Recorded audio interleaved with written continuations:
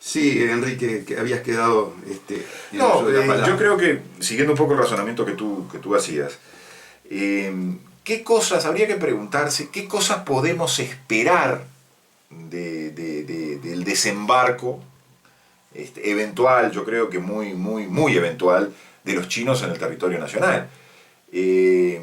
Bajar a los niveles de taller, como decías tú, de taller obrero miserable por un plato de arroz. ¿Es eso lo que los uruguayos queremos? ¿Entregar soberanía sobre el mar territorial? ¿Aumentar nuestros niveles de contaminación? Yo creo que va quedando ya hasta poco espacio para aumentar los niveles de contaminación. ¿Colocar una fábrica en el Uruguay de las que en el territorio de ellos contaminan? Esas son las cosas a las que aspiramos con este tipo de actividades. Convengamos, Enrique, que todo eso sin TLC con China está aconteciendo, ¿verdad? No, Vale decir pero por eso digo que hay una invasión de productos chinos a nivel planetario. Por supuesto. Que hay digo, ¿qué es lo que nosotros le vamos a ofrecer? Y en medida de que nosotros les vamos a ofrecer, ¿qué es lo que a nosotros nos va a favorecer? Nosotros vamos a ofrecer lo que le ofrecemos, mejor dicho, lo que las corporaciones afincadas en el Uruguay le ofrecen al mercado. Por algo hablamos de un país reprimarizado, materia prima, punto. Nosotros somos aportantes de materia prima. Ahora, cuando uno dice somos aportantes de materia prima, se está refiriendo a un combo, es decir, se está refiriendo a una serie de consecuencias implícitas en esa inserción internacional que tiene el Uruguay y que tienen los países periféricos. ¿Y cuál es ese combo? Bueno, que hay una burguesía privilegiada, ¿verdad? Cuantitativamente muy escasa frente al resto de la mayoría, altamente perjudicada. ¿Y perjudicada en qué medida? Y bueno, perjudicada con bajos niveles salariales, perjudicada con mala educación, perjudicada con mala salud, perjudicada con mala seguridad. Bueno, ese es el combo indivisible. Si tú tenés un país reprimarizado, si tú tenés un país que va a producir materias primas, vas a tener que enfrentar todas estas consecuencias, ¿verdad? Y ahí está la base, ahí está la génesis, ahí está la etiología, la causa de los males sociales que estamos viviendo. Por lo tanto, los TLC, y ya está comprobado a nivel de América Central, México, lo único que han profundizado es esa situación. Honduras, Salvador, Guatemala, ya tienen el CAFTA. ¿Y cómo están? ¿Y qué ha pasado con esos países? Pero se ha dado el despegue que prometen los mentirosos del libre comercio, que en realidad son los mercenarios pagados, rentados de las grandes corporaciones. No, son países que están todos en la pobreza y en la criminalidad más terrible. Bueno, eso es lo que significa el tratado de libre comercio, nos guste o no nos guste. Sí, ahora yo voy a quebrar una pequeña lanza por los tratados de libre comercio. Sí, cómo no. No son peores de los 30 tratados de inversión que firmó el Uruguay. Por supuesto que no. Es decir, son mucho más leoninos los tratados de inversión que, por ejemplo, lo estuve estudiando, que este TLC que acaba de ser firmado con Chile. Obviamente, pueden ser puertas de apertura a los mismos tratados de inversión y a los contratos de inversión. Pero luego de firmados los tratados de inversión, magramente o minga, como decían antes, vamos a defender soberanías en otro tipo de negociaciones. Es indudable que, como tú bien decías al inicio, puede haber, una cosa es un TLC con Chile, dos países que puedan tener, más allá de que Chile es un país, nos guste o no a los uruguayos, mucho más desarrollado que el Uruguay, a base de su propia materia prima más valiosa, como es la parte de minería. Pero lo cierto es que el TLC con Chile es un acuerdo de bastante equilibrio en sus cláusulas, y no tiene cláusulas leoninas como el Tratado de Inversión con Finlandia, por poner un ejemplo claro y directo. Si bien, como tú dices, detrás de los TLC hay corporaciones que son las que los empujan, en los tratados de inversión las corporaciones prácticamente aparecen como sujetos dibujados en foto, como una fotografía. Sí, además como sujetos del contrato. Como sujetos del contrato. No hay ninguna duda. Ahora, Muy bien. Yo lo que planteo, y yo sé que tú lo has planteado, te lo planteas habitualmente, es el tema de las alternativas, ¿no? Es decir, el gobernante enfrentado a esta ingeniería puede decir que no a esta ingeniería, puede decirle que no. Yo creo que en algunos aspectos sí puede decir que no, pero decir que no supone sacrificios. Y yo creo que esa es la parte que se esconde y no se dice, ¿no? Ahora bien, si decir que no supone sacrificios, incluso sacrificios para todos los habitantes de ese país, decir que sí supone beneficios para una pequeña élite, muy pequeña, muy reducida. Entonces ahí es donde está planteada la doble, el dulce y el amargo de la situación, ¿no? Yo diría lo siguiente, Enrique. Me parezco a Yeltsin cuando dice, lo comés, salado o dulce, bueno. Yo diría que lo primero y más importante, que no se lo podemos poder pedir al político, porque sería pedirle un cambio de esencia, un cambio ontológico, es la sinceridad. Correcto. Primero la sinceridad. Decirle al pueblo, mire, el estado de situación actual a nivel internacional, si usted tiene a las grandes potencias del mundo capturadas por las élites financieras, si Estados Unidos está capturado por el gran capital anglosajón, sionista masónico, ¿verdad? Si su moneda la emite un cartel privado, ¿verdad?, que lo único que ha hecho es endeudar a esta altura del partido en 187 billones de dólares a la población, ¿qué no puede pasar con pequeños países periféricos? Entonces, lo primero es la sinceridad. Luego, después que se es sincero y se dice, estos TLC son de las grandes corporaciones, tratar de ver, de mitigar en lo posible los efectos negativos. En tercer lugar, decirle al pueblo quién se beneficia y quién paga los costos de esa imposición. Porque si algo nos caracteriza a los burgueses, como yo y como tú, Enrique, somos burgueses, es que queremos disfrutar de la burguesía sin pagar los costos que implica que exista burguesía. Nosotros queremos poder ir a un shopping, a disfrutar, ¿verdad? Queremos salir a veranear, a disfrutar, porque tenemos buenos ingresos que nos permiten hacer eso. Ahora, nosotros tenemos buenos ingresos porque hay 1 millón de uruguayos que no tienen buenos ingresos. Hay una cantidad de personas que están en la indigencia. Y hay un estímulo permanente al consumo, entonces hay una cultura del consumo. Entonces, claro, el lumpen, el individuo, el que está además en la marginación, quiere acceder. Y bueno, la forma de acceder, ¿cuál es? Y te mete un revólver en la nuca y te saca la plata. Y si no le haces caso a Bonomi, de no resistirte, te pega un tiro y te lleva la plata, porque él también quiere disfrutar. Entonces, al burgués, lo que le pasa es que quiere la explotación del de abajo y que el de abajo no le embrome la vida. La quiere disfrutar, la quiere pasar bien, se quiere ir a Parque del Plata, a las 8:50 metros a disfrutar sin que venga uno a robarlo. Entonces al burgués hay que decirle, esto es un combo, esto es McDonald's.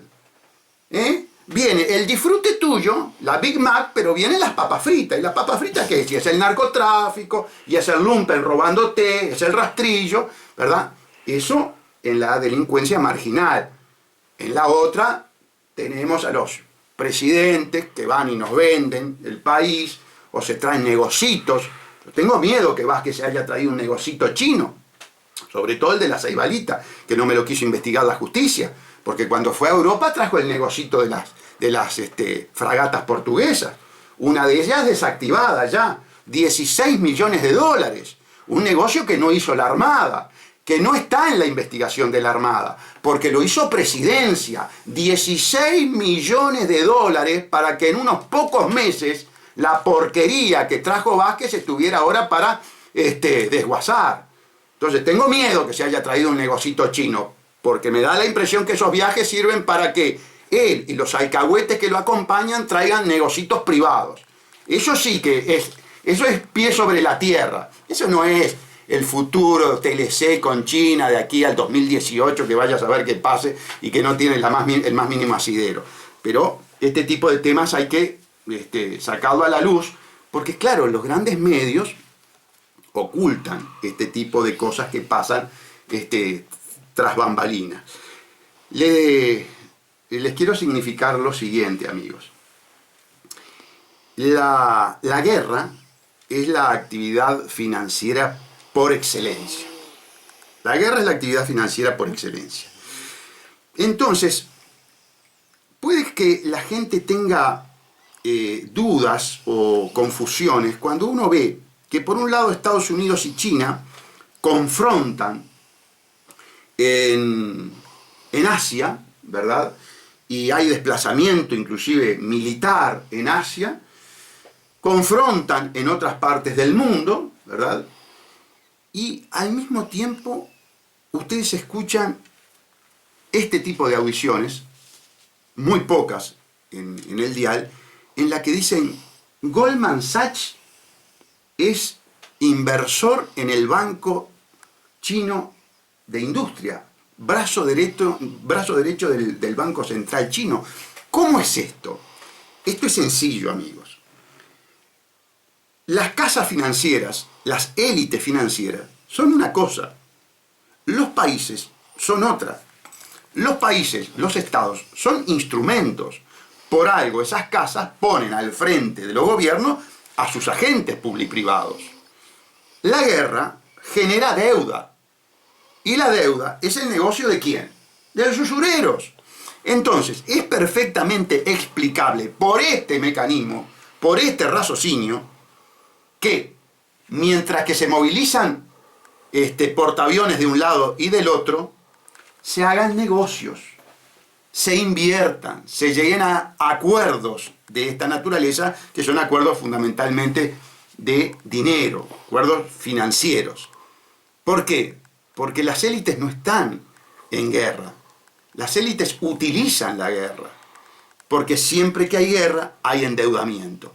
Esto es importantísimo. Mire, nosotros estamos preparando, digamos, 2 o 3 audiciones, ya empezamos a manejar el material, para explicar el fenómeno chino. Así como en su momento explicamos aquí el fenómeno nazi, es decir, cómo un país deshecho después de la Primera Guerra Mundial logró revertir una inflación del 86.000% diario, a ser una potencia militar, y la explicación estuvo en la inyección de dinero de los grandes bancos anglosajones sionistas, ¿verdad?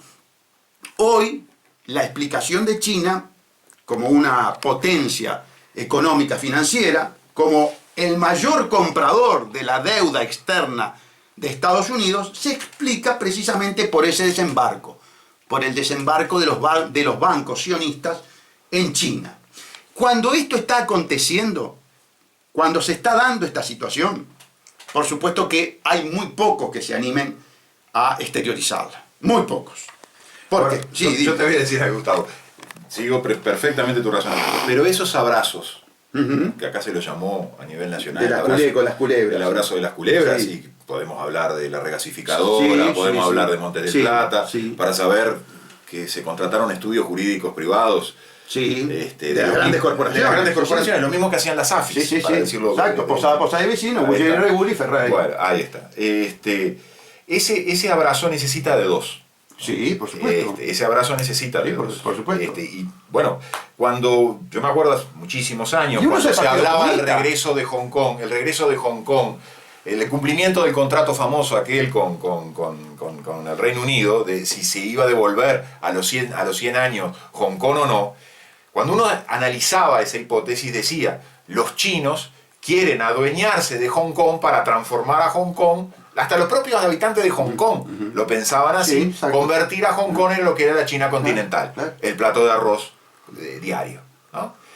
Cuando ocurrió eso, ocurrió todo lo contrario. Los chinos, la nomenclatura china no quería tener a Hong Kong Claro. Quería tener a Hong Kong por la joya que era Hong Kong, que suponía la apertura financiera y de las grandes Pero corporaciones. vamos a ser más claro, Enrique. El gran catalizador, el gran impulsor de las grandes finanzas adueñándose del planeta es el Partido Comunista. Punto. Es el Partido Comunista. Los grandes amigos del capitalismo y de la explotación son los marxistas-leninistas. Esta es la conclusión que tenemos que sacar, mal que le duela a la gente. ¿Qué pasó con la Unión Soviética? ¿Qué pasó una vez que cayó la Unión Soviética? ¿Dónde fueron a parar las empresas públicas? Fueron a parar a la oligarquía internacional, anglosajón nacionalista. Es mentira que Gazprom es del pueblo ruso. Es mentira. Y lo mismo está pasando con China, absolutamente lo mismo, y está comprobado. Entonces, amigos, a no confundirnos. ¿Qué pasa en el Uruguay? ¿Quién forma parte de este gobierno entreguista? El Partido Comunista. ¿Quién se encarga de administrar la lumpenización? ¿Quién se encarga de la matrización del lumpenaje en nuestro partido?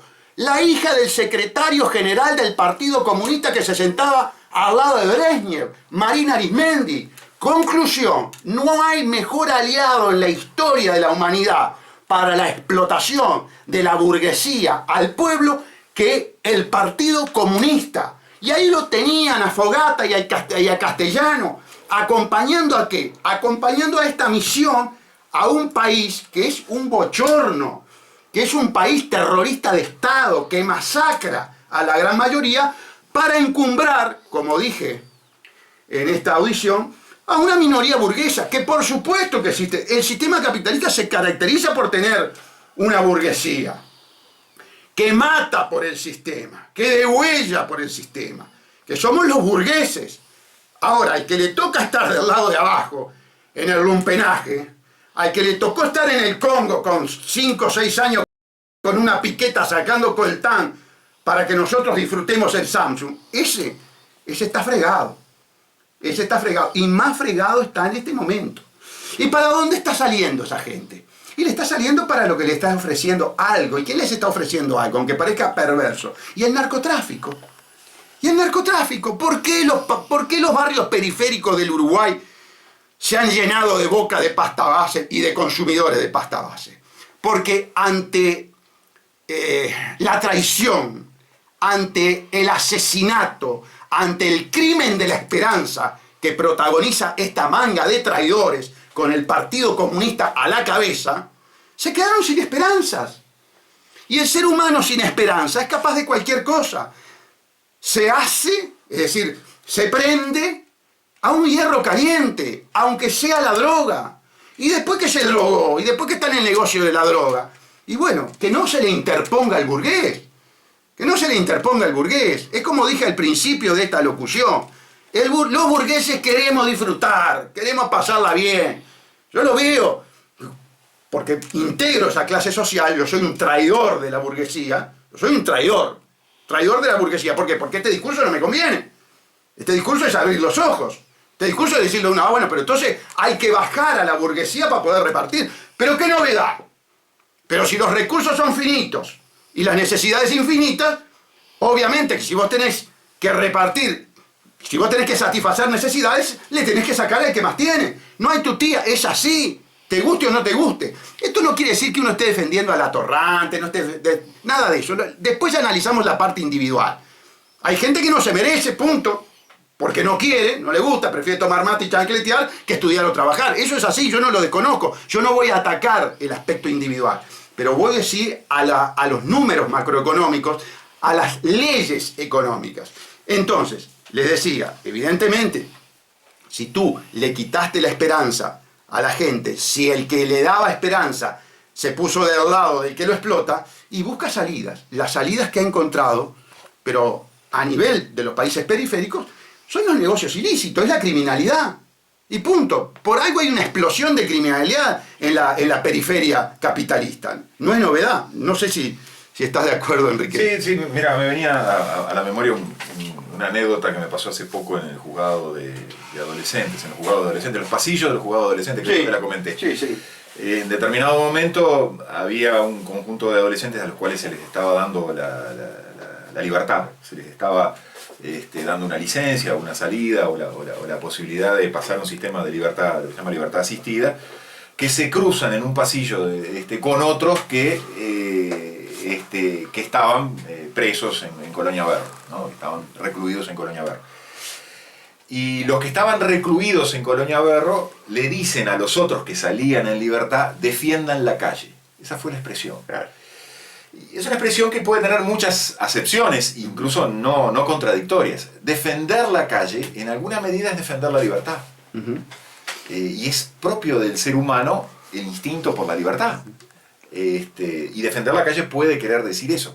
También defender la calle quiere decir, en nombre de defender la libertad, que pase cualquier cosa. Que pase cualquier cosa. Que te pueda matar, que pueda traficar. Exacto, que pueda robar, rapiñar o lo que fuera. Entonces, ese tipo de cosas nos llevan, yo creo que nos devuelven humanidad, de alguna manera. Aunque parezca contradictorio con ¿En qué sentido? ¿Humanidad? Y que nos baja la realidad. Nos baja la realidad. Exacto. Sí. Y nos vuelve capaz a las cavernas, ¿no? A la libertad inicial de las cavernas, o los primeros esbozos de libertad. Lo cierto es que significan también una enseñanza, como bien decís tú, para aquellos que no quieren los sacrificios, ¿no? Que no aceptan los sacrificios. Tristemente, nosotros observamos que hoy se cometen delitos a todas horas del día y en cualquier lugar. En cualquier ámbito. En cualquier ámbito. De una balacera no hay ciudadano que hoy no esté de una bala perdida, como ha ocurrido tristemente. Sí, con Santiago, con el niño que estaba mirando la televisión. Nadie en ningún lado está a salvo de que eso ocurra. Eso traduce o de alguna manera transmite esto que tú lo dijiste muy bien. ¿Estamos dispuestos a asumir algunos sacrificios para reducir o bajar eso? No. ¿Estamos dispuestos? Por ejemplo, yo pongo a veces el ejemplo que podrá parecer muy duro, de que ¿qué pasaría si en el Uruguay se decretara un toque de queda? Que supusiera que a partir de determinada hora en la noche, pongan a la hora que quieran, quien transite por las calles de Montevideo tenga que tener su documento de identidad y su permiso de trabajo. ¿Qué supondría? Yo por un lado anuncio esto. Si eso se dispusiera, el número de rapiñas se reduciría a más de la mitad. Obviamente que eso supone presencia física, fuerza, posiblemente de fuerza militar, en las calles, patrullando las calles, para el cumplimiento de ese toque de queda. Pero eso, mirado del otro lado, supone una cantidad de sacrificios. De repente no grandes sacrificios, pero sí una cantidad de sacrificios. Se eliminan las salidas nocturnas. Eso supone cerrar una cantidad de comercios y de actividades que se desarrollan en la noche. ¿Con pérdida de ingresos de mucha gente? Sí, con pérdida de ingresos de mucha gente. ¿Con pérdida de satisfacciones, con sacrificio de satisfacciones de un determinado grupo de gente? Sí, también. Entonces, me podrán decir que el ejemplo es exagerado, creo que no, pero podrá alguien decir que el ejemplo es exagerado. Pero es para mostrar que determinados propósitos nobles, como el de la seguridad individual, requieren como contrapartida sacrificios. En muchos casos hasta sacrificios de nuestra propia libertad. Sí, sin duda. Te diría que de todas maneras sería una medida efectista, represiva, que es a lo que tiende actualmente el espectro político uruguayo, ¿verdad? El partido único. Yo tengo mis dudas, ahí discrepo contigo. El espectro político uruguayo no quiere sacrificios. No quiere sacrificios. Pero quiere Ni siquiera sacrificios para la gente, porque los sacrificios para la gente le hace perder votos. Pero quiere represión. Sí, pero quiere represión a troche y moche. Pero quiere una represión por consecuencia, no por ataque, no por freno. No por previsión. No por previsión. No está.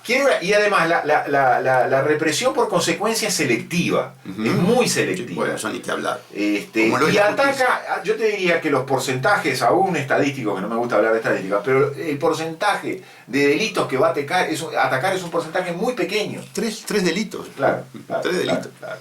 El arrebato, la rapina. Claro, pero y el aún homicidio. dentro de esos 3 delitos, uno en 10 son 20. ¿Sabes? Sí. Y el narcotráfico, obviamente, en el nivel bajo. El narcotráfico, lo de ayer, mira, yo sé que te duele. Pero mira, yo sé que te va a doler. Yo voy a decir algo que le va a doler a muchos oyentes. El narcotráfico, más que lo que vos me vas a decir que me va a doler a mí. Sí. El narcotráfico es un comercio. Sí, pero El comercio es una expresión de libertad. Sí. ¿Con qué derecho yo prohíbo un comercio que afecta a la salud de las personas? ¿Está prohibido el consumo de querosén? Si una persona decide consumir querosén, que estoy seguro que no va a sobrevivir mucho tiempo, sin embargo, ¿el consumo de querosén está prohibido? No. Habría que replantearse todas esas circunstancias. En la medida que nosotros prohibimos un comercio, lo único que hacemos es elevar ese comercio a niveles de ingreso muy grandes. Y aumentamos la clandestinidad de ese comercio, Claro, lo que tú mencionabas. Sí. Ahora, el episodio de ayer, el Estadio Centenario, fue curioso y lo saco a colación precisamente porque aparentemente podría haber tenido como factor detonante el tema de la droga. Escuchaba que había ahí un tema de lucha por poder. Y yo creo que si hay una lucha por poder, en definitiva, es por poder dominar el mercado de la droga. Sin duda, pero eso sin duda. Pero eso se ve adentro del estadio y afuera del estadio y a las dos Ahora, de era casa. curioso ver a determinados individuos vinculados a tema de lavado de activos del narcotráfico, desgarrarse las vestiduras por el problema en el baño, ¿no? Bueno, pero eso volvemos al tema de los sacrificios. Hay sacrificios que suponen que tu propio negocio, lícito o ilícito, pierda. Claro. Entonces, como no se quieren hacer esos sacrificios generales, hacemos casi sacrificios individuales o sectoriales. Reivindico poder hacer un hotel del narcotráfico, el Hyatt, un hotel hecho con plata del narcotráfico, pero eso sí, me incomoda enormemente que estos dos lumpen se hayan tirado en el baño de la Ámsterdam, ¿verdad? Es decir, eso sí, estaban todos desesperados los periodistas deportivos por la barbaridad del baño de la Ámsterdam. Ahora, del monumento del narcotráfico en el que está metido el fútbol y dirigentes del fútbol, de eso no. Eso no para un partido ni pone de mal humor a los periodistas deportivos. Y bueno, así es el sistema. Federico nos dice que nos tenemos que ir. Amigos, vamos a profundizar en el tema de, el fenómeno de China, la explosión de China. Vamos a traer datos históricos, vamos a hablar de la explosión de Alemania, quién colaboró con Hitler, con el nazismo, y vamos a hacer el paralelismo con la explosión precisamente de, primero, la Unión Soviética y luego de China. Va a estar muy interesante, van a haber muchos corazones rotos en estas audiciones. Ahora, déjame una última acotación para que hablar de corazones rotos. Yo creo que si algo quedó claro es que ni vos ni yo estamos para endulzar oídos. No, por supuesto, y que no tenemos solución también, porque no la hay, no la hay por el momento.